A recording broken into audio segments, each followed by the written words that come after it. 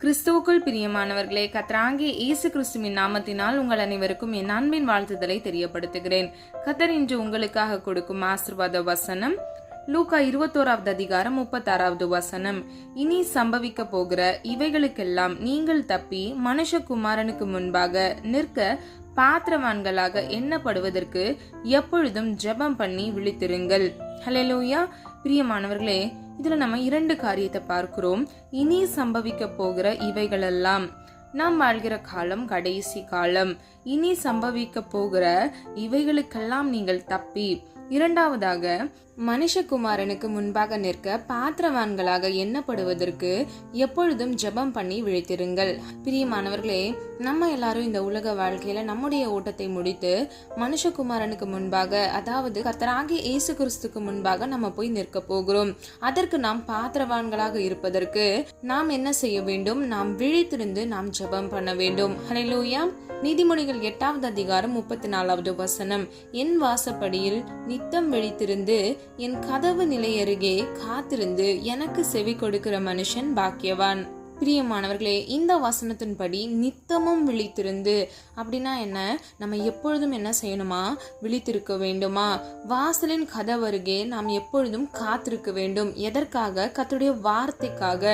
கர்த்தருடைய வார்த்தையை கேட்பதற்கு நாம் காத்திருக்கிறவர்கள் பாக்கியவான்கள் என்று நம்ம பார்க்கிறோம். பாக்கியவான்கள் என்றால் ஆசீர்வதிக்கப்பட்டவர்கள்.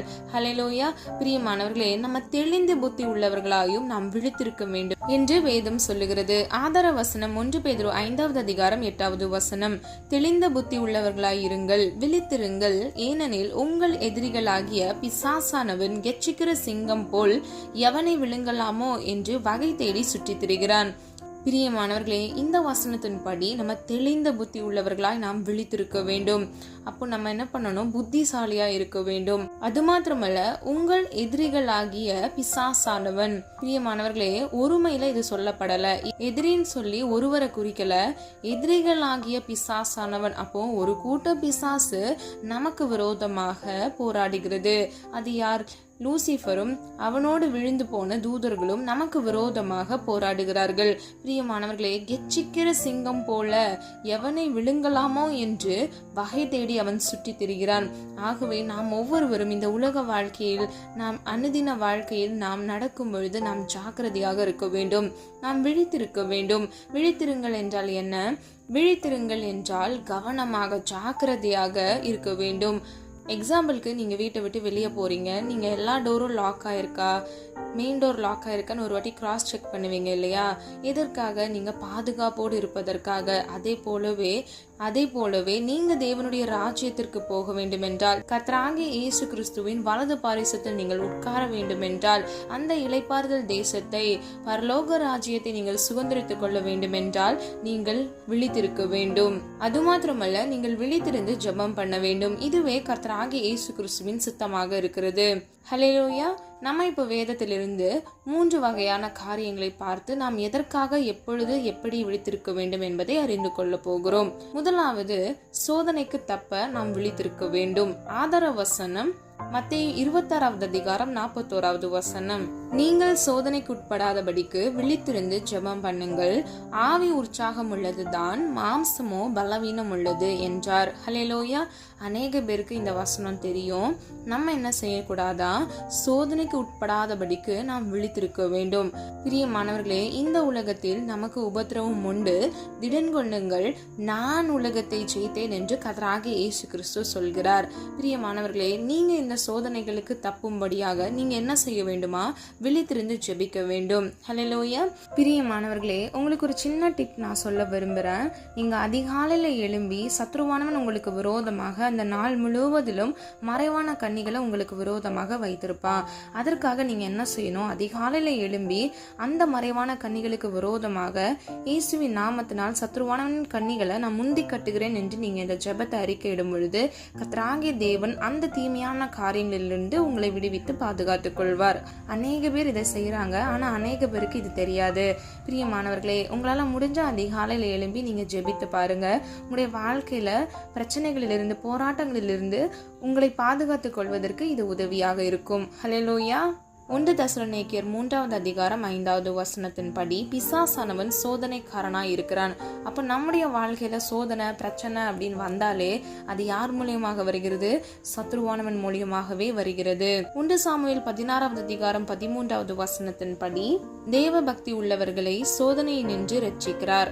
பிரியமானவர்களே, இந்த வசனத்தின்படி தேவ பக்தி உள்ளவர்களை, அதாவது கர்த்தரை மாத்திரம் நம்பி சார்ந்து நிற்கிறவர்களை அவர் சோதனையிலிருந்து ரட்சிக்கிறார் என்பதை நம்ம அறிந்து கொள்கிறோம். ரட்சிக்கிறார் என்றால் என்ன? விடுதலை ஆக்குகிறார், மீட்டுக் கொள்கிறார். ஹல்லேலூயா. பிரியமானவர்களே, கர்த்தர் மேல் உங்களுக்கு எவ்வளவாக அன்பு வைத்திருக்கிறீங்க என்பதை நீங்க ஆராய்ந்து பாருங்க. கர்த்தர் மேல் நீங்கள் உங்கள் நம்பிக்கையை வைக்கும் பொழுது கர்த்தர் உங்கள் பிரச்சனைகளிலிருந்து உங்களை மீட்டுக் கொள்வார். ஹல்லேலூயா. கடைசியாக 1 தீமோத்தேயு 6வது அதிகாரம் 9வது வசனம், ஐஸ்வர்யவானாகும் ஆசை சோதனையில் சிக்க வைக்கிறது. பிரியமானவர்களே, இந்த வசனத்தின்படி ஐஸ்வர்யவான்களாக விரும்புகிறவர்கள் சோதனையின் கண்ணியில், அதாவது மனுஷரை கேட்டிலும் அழிவிலும் அமிழ்த்துகிற மதிகேடும் சேதமுமான பலவித இச்சைகளில் விழுகிறார்கள் என்பதை இந்த வசனம் மூலம் நாம் அறிந்து கொள்கிறோம். பிரியமானவர்களே, இந்த உலகத்தில் அனைத்தையும் அனுபவிக்க நம்மளால முடியும், ஆனா இதெல்லாம் நமக்கு தகுதியாக இராது. ஹல்லேலூயா. இதை பவுல் வேதத்தில் சொல்கிறத நம்ம பார்க்கிறோம். இன்னைக்கு நீங்களும் நானும் கூட பிரியமானவர்களே, கர்த்தருடைய வழியில் நாம் நடக்க வேண்டும், பரிசுத்தமாய் வாழ வேண்டும். கர்த்தர் மேல் அன்பு வைத்து அவரை மார்த்தமே சார்ந்து முழு இருதயத்தோடு முழு நிச்சயத்தோடு நாம் அவரை விசுவாசிக்கும் போது நம்முடைய வாழ்க்கையில் உள்ள எல்லா அநித்தியமான காரியங்களிலிருந்து நம்மை விடுவித்து நித்தியத்திற்கு நம்மை அழைத்து செல்வார். ஹல்லேலூயா. இந்த உலக வாழ்க்கையில் இருக்கிற எல்லா பிரச்சனைகள் சோதனைகள்ல கர்த்தர் நம்மோடு இருந்து நம்மை விடுவித்து காத்துக்கொள்வார். இரண்டாவதாக, கடைசி கால சம்பவங்களுக்கு தப்ப ஆதார வசனம் மத்திய 24வது அதிகாரம் 6வது வசனம், யுத்தங்களையும் யுத்தங்களின் செய்திகளையும் கேள்விப்படுவீர்கள், கலங்காதபடி எச்சரிக்கையாயிருங்கள், இவைகள் எல்லாம் சம்பவிக்க வேண்டியதே, ஆனாலும் முடிவு உடனே வராது. ஹல்லேலூயா. பிரியமானவர்களே, நாம் வாழ்கிற இந்த காலத்துல அநேக இடங்கள்ல போராட்டங்கள் நடந்து கொண்டிருக்கிறது. யுத்தங்கள், ஒரு தேசத்துக்கு விரோதமாக இன்னொரு தேசமும், ஒரு இடத்திற்கு விரோதமாக இன்னொரு இடத்திலும் போராட்டங்கள் நடந்து கொண்டிருக்கிறது. ஆனாலும் எச்சரிக்கையாயிருங்கள், நீங்கள் கலங்காதிருங்கள் என்று கர்த்தராகிய தேவன் சொல்லுகிறார். அது மாத்திரமல்ல, இவைகள் சம்பவிக்க வேண்டியதே என்பதை நம்ம பார்க்கிறோம். கடைசியாக பாருங்க, ஆனாலும் முடிவு உடனே வராது. ஹல்லேலூயா. பிரியமானவர்களே, அநேக அந்தி கிறிஸ்துகள் தோன்றுவார்கள் என்று நாம் 1 யோவான் 2வது அதிகாரம் 18வது வசனத்தின்படி அறிந்து கொள்கிறோம். அங்கே இயேசு வருகிறார், இந்த நேரத்தில் இந்த நாளில் வருகிறார் என்று அநேக கள்ள தீர்க்கதரிசிகள் சொல்லுகிறத நம்ம பார்க்கிறோம். நாம் இதற்கெல்லாம் ஜாக்கிரதையாக இருக்க வேண்டும். மத்தேயு 24வது அதிகாரம் 24வது வசனத்தின்படி தெரிந்து கொள்ளப்பட்டவர்களும் வஞ்சிக்கப்படுவார்கள் என்பதை நம்ம அறிந்து கொள்கிறோம். பிரியமானவர்களே, நம்ம அப்போ எவ்வளவு ஜாக்கிரதையா இருக்கணும் பாருங்க. நீங்களும் நானும் தெரிந்து கொள்ளப்பட்டவர்கள் தான். நம்ம வஞ்சிக்கப்படாதபடிக்கு நாம் அனுதினமும் விழித்து நாம் ஜெபித்து மிகவும் ஜாக்கிரதை உள்ளவர்களாக இருக்க வேண்டும். யாரோட மெசேஜ் கேட்குறோம், எந்த பாட்டு கேட்குறோம் அப்படின்றதுலலாம் நீங்க ரொம்ப கவனமா இருக்கணும். நாம் வாழ்கிற காலம் கடைசி காலத்தினால நம்ம மிகவும் எச்சரிக்கையா இருப்பது நம்முடைய வாழ்க்கைக்கு மிகவும் நல்லது. கடைசியாக, எதிராளியாகிய பிசாசானவனிடமிருந்து தப்ப நாம் விழித்திருக்க வேண்டும். ஆதார வசனம் யோவான் 10வது அதிகாரம் 10வது வசனத்தின்படி பிசாசு ஆத்ம நஷ்டத்தை ஏற்படுத்துகிறான். ஹல்லேலூயா. பிரியமானவர்களே, நம்ம இந்த உலகத்துல உயிரோடி தான் இருப்போம். நம்முடைய ஆத்மாவுக்கு விரோதமான நஷ்டத்தை அவன் கொண்டு வருகிறான். அப்படி என்றால் என்ன? தேவையில்லாத மன அழுத்தம், டிப்ரெஷன், டென்ஷன். அது மாத்திரம் இல்ல, நம்ம டென்ஷன் ஆகும்போது என்ன ஆகுது? சுகர் லெவல் அதிகமாகும், பிபி அதிகமாகும். சில பேர் என்ன ஆவாங்க? லோ பிபினால மயங்கி விழுவாங்க. பிரியமானவர்களே, நம்மளை டென்ஷன் பண்ணணும். பிசாசு என்ன செய்வான்? அதற்காகவே ஆஃபீஸ்ல, நம்மளுடைய குடும்பத்துல யாரையாவது கொண்டு நம்மளை என்ன பண்ணுவான்? பிரச்சனைகளை, தேவையில்லாத காரியங்களை கொண்டு வருவான். நம்ம எதை சொன்னா நம்ம கஷ்டப்படுவோமோ அந்த காரியத்தை பிசாசானவன் மனிதர்கள் மூலமாக கொண்டு வருவான். அப்ப நீங்க என்ன செய்ய வேண்டும்? விழித்து ஜெபிக்க வேண்டும். பொறுமை உள்ளவர்களாக, சாந்த குணம் உள்ளவர்களாக நீங்கள் இருக்கும் பொழுது கர்த்தருடைய ஆசீர்வாதத்தை மாத்திரமல்ல, நீங்கள் சமாதானத்தையும் சந்தோஷத்தையும் நீங்கள் சுதந்திரித்துக் கொள்வீர்கள். 143வது சங்கீதம் 3வது வசனத்தின்படி இருளில் இருக்க பண்ணுகிறான். ஹல்லேலூயா. பிரியமானவர்களே, பிசாசானவன் தந்திரமாக மனிதர்களை இருளில் இருக்க பண்ணுகிறான். அப்படி என்றால் வேத வசனம் இப்படியாக சொல்லுகிறது, உணர்வில்லாத அவர்களுடைய இருதயம் இருளடைந்தது என்பதை. இது தப்புன்னு தெரியும், ஆனால் அதையே செஞ்சு கொண்டு இருப்பாங்க. அவர்களுக்கு அந்த உணர்வோ குற்ற உணர்ச்சியோ, நாம் செய்கிறது தவறு, நம்ம கர்த்தருக்கு விரோதமாக இதெல்லாம் செய்கிறோம் அப்படின்னு சொல்லிட்டு கர்த்தர் மேல ஒரு பயமும் இருக்காது, அவங்களுக்கு ஒரு உணர்வே இருக்காது. பிரியமானவர்களே, அவர்களுடைய இருதயம் எல்லாம் இருளடைந்ததா இருக்கிறது. அது மாத்திரமல்ல, அவர்கள் நிமித்தமாக அவர்கள் குடும்பங்களும் இருளடைந்ததா இருக்கிறது. பிரியமானவர்களே, இந்த இருளின் அதிகாரத்திலிருந்து நம்மை விடுதலை ஆக்குகிற தேவன் கர்த்தராகிய இயேசு கிறிஸ்து. வேதத்தில் இப்படியாக ஒரு வசனம் இருக்கிறது, இருளின் அதிகாரத்திலிருந்து என்னை விடுதலையாக்கி தமது அன்பின் குமாரனுடைய ராஜ்யத்துக்கு உட்படுத்தினருமாகிய பிதாவை ஸ்தோத்திரிக்கிறேன் என்று. பிரியமானவர்களே, இந்த வசனத்தின்படி இருளிலிருந்து மனுஷகுமாரன் நம்மை வெளிச்சத்துக்கு கொண்டு வந்தார். ஹல்லேலூயா. நம்ம எல்லாரும் ரட்சிக்கப்பட்டிருக்கோம் அப்படின்னா கர்த்தருடைய பெரிதான கிருபை நிமித்தமாக. பிரியமானவர்களே, இருளிலிருந்து நாம் அகப்படாதவாறு நாம் அனுதினமும் ஜெபித்து நாம் விழித்திருக்க வேண்டும். ரட்சிக்கப்படும் பொழுது மாத்திரமல்ல, இந்த உலகத்தில் வாழ் கடைசி நொடி வரையிலும் நாம் என்ன செய்ய வேண்டும்? விழித்திருக்க வேண்டும். கடைசியாக பிசாசானவன் மனிதர்களை அடிமைப்படுத்தி வைத்திருக்கிறான். இதை எபிரேயர் 2வது அதிகாரம் 15வது வசனத்தின்படி நம்ம பார்க்கிறோம். சில பேர் ஸ்மோக்கிங்க்கு அடிமையா இருப்பாங்க, ட்ரிங்கிங்ஸ் குடி பழக்கத்துக்கு அடிமையாக இருப்பாங்க, விபச்சார பாவத்துல சிக்கி அதிலிருந்து மீள முடியாமல் அதற்கு அடிமையாக இருப்பாங்க. சில பேர் பொனோகிராஃபி பார்ப்பாங்க. இந்த மாதிரி பல காரியங்கள் இந்த உலகத்துல இருக்கிறது. இப்ப வாலிப பிள்ளைங்கள்லாம் என்ன பண்றாங்க? மொபைலுக்கு அடிமையா இருக்கிறாங்க. இப்படி உலகத்தில் சத்ருவானவன் பாவம் செய்வதற்கு அநேகமான வாசல் வழியாக அவன் திறந்து வைத்திருக்கிறான். நம்ம என்ன செய்ய வேண்டும்? இதில் உட்பிரவேசிக்காதவாறு நாம் நம்மை காத்து கொள்ள வேண்டும். அன்னதினமும் நாம் விழித்திருக்க வேண்டும். ஹல்லேலூயா.